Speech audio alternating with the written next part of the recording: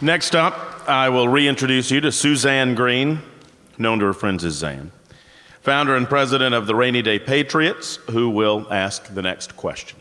Zan. Thank you, Matt. Article 1, Section 35 of the Alabama Constitution states that the sole object and only legitimate end of the government is to protect the citizens in the enjoyment of life, liberty, and property. And when the government assumes other functions, it is usurpation and oppression. Given the recent passage of the health care reform bill in Congress this past weekend, what specific actions will you take as governor to protect Alabama citizens from the usurpation and oppression from the federal government?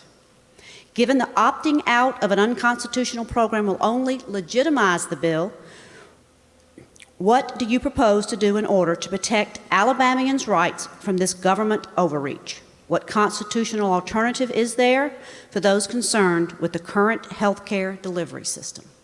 Is that for me? Yes. On the opting in or opting out part, the thing that is still a question in my mind is that it depends on whether we still have to pay for it if we opt out of it.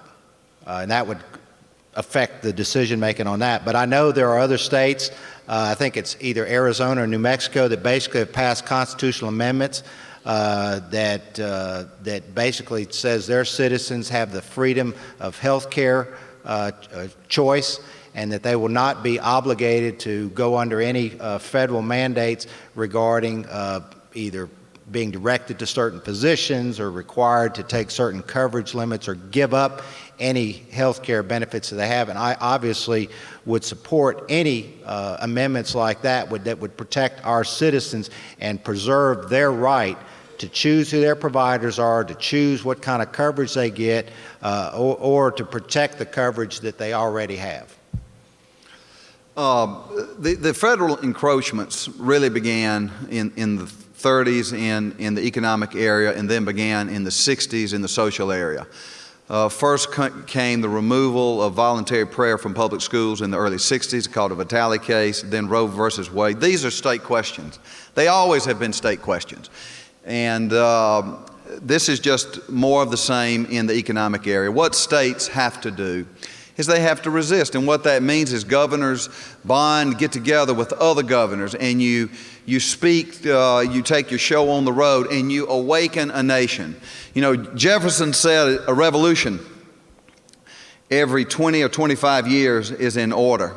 And he was talking in the political sense, although Jefferson wasn't immune from the blood revolution. But that's what he was talking about, and it's been about that long since Reagan was here. So all of these battles on all of these fronts, these economic fronts like this, but also on the social front, these battles are now being waged for the first time, but they've been out there for a long, long time. I will tell you this, Texas and others, have passed legislative acts declaring their sovereignty and the 10th Amendment rights, and that's good. And what that tells us is that people are paying attention. But basically what's really going on is you're restating the obvious. The Constitution, by its own terms, always does that. The Bill of Rights, as many of you know, was a restriction on federal power. It was ratified 3 years after the Constitution. And so these issues are beginning to bubble. The reason they're bubbling is because of the economy, and people are scared to death, and we're beginning to really look at the source of all our problems, and it is a healthy thing to see this kind of movement in the country. Thank you. Thank you. Dr. Bentley. I want you to look online at my website, A Prescription for Alabama's Health Care. I want you to look at that, Robert Bentley 2010. And I want you to look at my prescription that I have already set up for Alabama. I have already started down this road that you've already mentioned. I have pre-filed a constitutional amendment. I pre-filed it October the 13th that says that no person, no company, no individual, no doctor, no health care provider shall be compelled to participate in any health care system. What I would like to do also is this. is I want to get together governors who will work with me to do things like encourage the federal government to allow us to buy health care across state lines. We should be able to fully deduct health care from our income tax, both state and federal, if we do not work for a company. We need to do something about tort reform in the United States, and we need to make sure that malpractice abuse does not take place.